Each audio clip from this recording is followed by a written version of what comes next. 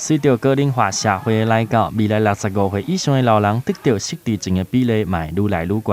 研究显示，台湾失智症的患者每一档每一个人住院，佮有看医生的频率，平均拢比西方的国家更加关真济。医美学中心特别成立老年医学科的门诊，提供高龄失智症中者的综合性评估。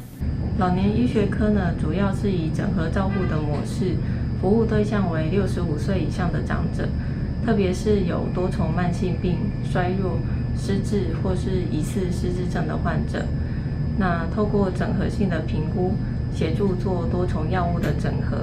还有3高慢性病的控制及卫教。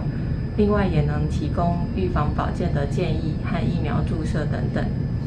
另外，针对有需要的患者呢，也会提供失智症的转介服务，或是到府的居家医疗照护及安宁缓和医疗的转介等等。我们希望透过全人、全家、全队、全程的照护方式，能够减轻病人在多重就医和重复用药的问题。医美学中心成立独立单位，针对高龄长者提供完善的医疗照护服务。国外研究指出，透过周全性的老年评估，佮有整合性的照护，搭配着适当的医疗协助，更会当提高患者的生活品质，佮有家属的满意度。台湾新闻刘品言采访报道。